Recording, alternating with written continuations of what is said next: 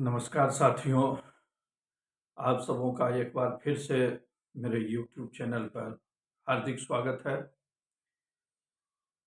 साथियों, आज दिल्ली में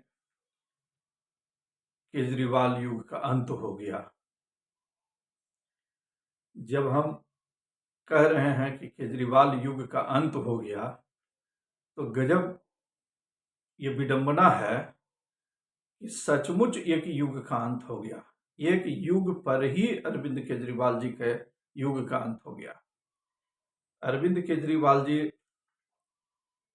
2013 में आए, बहुत धमक के साथ आए राजनीति में,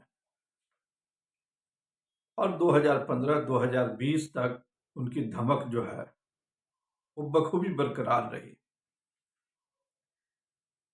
आज 2025 में दिल्ली से उनकी विदाई हो गई।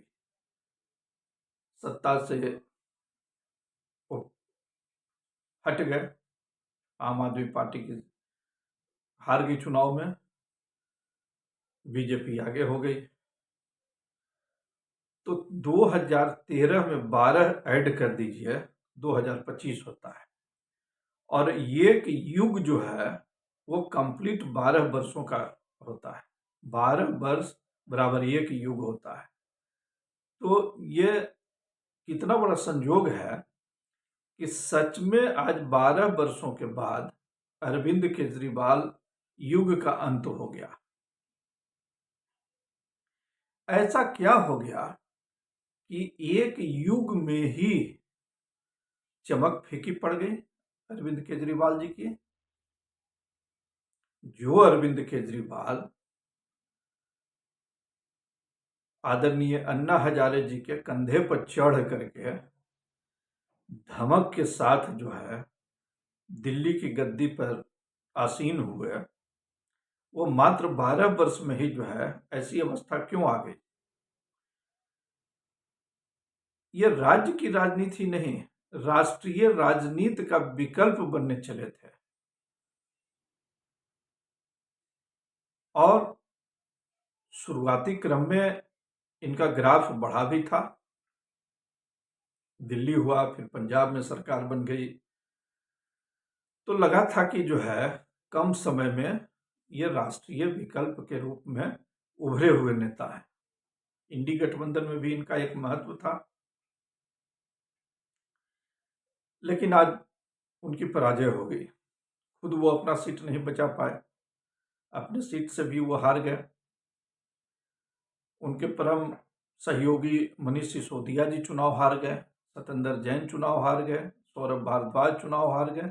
ऐसे कई उनके जो सलाहकार हैं, कमिटी के लोग थे, वो चुनाव हार गए। कारण की तह में जब जाइएगा तो एक ही चीज आपको समझ में आएगी। जब सफलता प्राप्त होती है, जब सफलता की सीढ़ियों पर लोग चढ़ना शुरू कर जाते हैं, तो एक आम समस्या होती है कि उस सफलता की सीढ़ियों पर चढ़ते चढ़ते अहंकार अपने आप आ जाता है। जो व्यक्ति इस अहंकार को पचाने का जो है की क्षमता रखता है, वो तो आगे बढ़ता चला जाता है, और जो अहंकार के गिरफ्त में आ गया उसका पतन फिर तय है। आप 2013 के अरविंद केजरीवाल और 2025 के अरविंद केजरीवाल को स्पष्ट तौर पर देख सकते हैं कि इनमें व्यक्तिगत रूप से कितना परिवर्तन आया। किसी को कुछ भी कह देना, मैं केजरीवाल बोल रहा हूं, वो ब्रह्म वाक्य है। और आत्ममुग्धता, इस अहंकार के का जो मुख्य रूप से कारण था वो आत्ममुग्धता भी थी। ये दोनों पटरियां साथ साथ चल रही थी, जिसके इन दोनों पटरियों के ऊपर जो है अरविंद केजरीवाल की गाड़ी तेजी से चल रही थी। अहंकार, आत्ममुग्धता, आत्ममुग्धता, अहंकार, इसी पटरी पर अरविंद केजरीवाल की गाड़ी चल रही थी। आत्ममुग्धता क्या थी? आत्ममुग्धता ये थी कि पूर्वांचली वोटर मेरे हैं, महिला वोटर मेरे हैं, मुस्लिम वोटर मेरे हैं, झुग्गी झोपड़ी के वोटर हमारे हैं। और जब इतने वोटर्स को अरविंद केजरीवाल मान के चल रहे थे कि वो मेरे हैं, तो फिर उनको कौन हरा सकता है? वो अपने आप को अपराजय मान के चल रहे थे। ये सारे वोटर्स जो है सो मेरे हैं, तो फिर मुझे कोई हरा नहीं सकता है।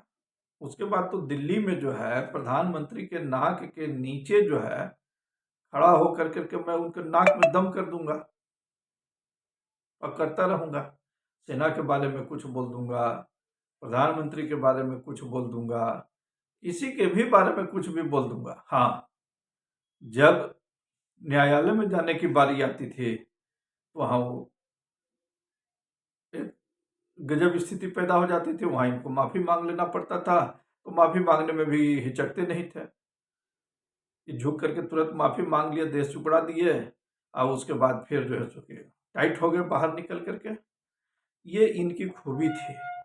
तो ये अपने आप में मान के चल रहे थे कि इसी तरीके से भारतीय राजनीति को चलाया जा सकता है। इस प्रयोग को जो है वो बखूबी कर रहे थे, और इसमें चूंकि उनको 2015 और 2020 में सफलता मिल गई, तो वो इसको एक मापदंड मान करके चल रहे थे। इसी पैरामीटर को वो मान के चल रहे थे कि भारतीय राजनीति में इसी पैरामीटर के सहारे जो है ग्रोथ किया जा सकता है, सत्ता हासिल की जा सकती है। लेकिन एक चीज में वो जो है सो चूक गया है। यह भारत की जनता है बॉस, और भारत की जनता बहुत तीक्ष्ण दृष्टि रखती है। ठीक है, कुछ समय तक के लिए जो है कुछ मुफ्त की घोषणाएं हो गई, कुछ ये हो गया, उस जाल में फंसती है। लेकिन वो तभी फंसती है जबकि नेतृत्व के उस पर उसको विश्वास होता है। 2013 में उभरे अरविंद केजरीवाल पर 2015 और 2020 में जनता ने विश्वास किया था। वो विश्वास खत्म नहीं हुआ था, इसलिए इनकी मुफ्त योजनाओं की घोषणा में भी वहां की जनता आई। 2025 में इस नेतृत्व पर जनता का विश्वास नहीं रहा।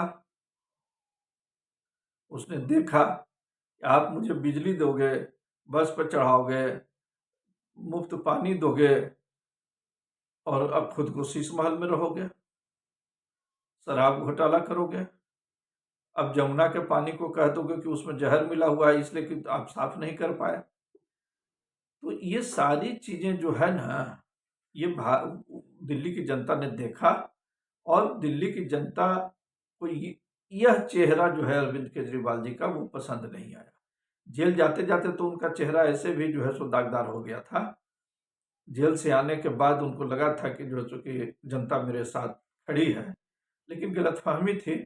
लोकसभा के चुनाव में उनको यह गलतफहमी दूर हो जानी चाहिए थी। जब वो और कांग्रेस दोनों साथ मिलकर के लड़े थे, फिर भी 7 में 7 सीट जो सो भाजपा को चली गई थी। इस बार उन्होंने सोचा कि कांग्रेस जो है, फिर गलतफहमी हो गई। उनको लगा कि कांग्रेस मेरे ऊपर लद कर करके जीतना चाहती थी चुनाव, कांग्रेस के साथ ही नहीं गए। आज नतीजा ये हुआ कि हार गए। तो ये चीजें जो है सो भारतीय राजनीति के लिए बहुत अच्छी खबर है। कोई राजनेता जो है सो आत्ममुग्धता का शिकार न होवे, कोई राजनेता अहंकार का शिकार नहीं होवे। यह स्पष्ट संदेश जो है सो यहाँ की जनता ने, दिल्ली की जनता ने दे दिया, और इसका बहुत दूरगामी परिणाम होगा। जहां जहां भी जिस जिस राज्य में हो, या जिस जिस जो है सो माने लोकसभा क्षेत्र में हो, अगर आप अहंकारी हैं तो आप भले कुछ दिनों के लिए आपका उदय हो, लेकिन फिर आपका अस्त भी उतना ही जल्दी वहां की जनता कर देती है।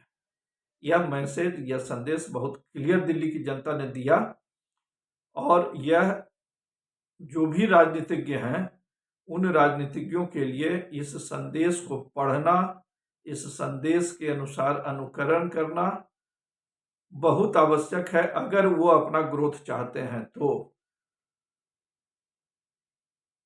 क्लियर कट मैसेज दिल्ली की जनता ने दिया, और ऐसा ही होना चाहिए, ऐसा ही होना चाहिए। आगे आगे देखते हैं। अब तो केजरीवाल जी के हाथ में ये जो पंजाब की सरकार बची, अब वो कैसे करते हैं। लेकिन भारतीय इतिहास जो है, तो भारतीय राजनीति का जो है एक नया चैप्टर खुला है, एक नए संदेश के साथ, जनता के एक नए संदेश के साथ खुला है, जो स्वागत योग्य कदम है, स्वागत करने योग्य जो है सो ये संदेश है। धन्यवाद।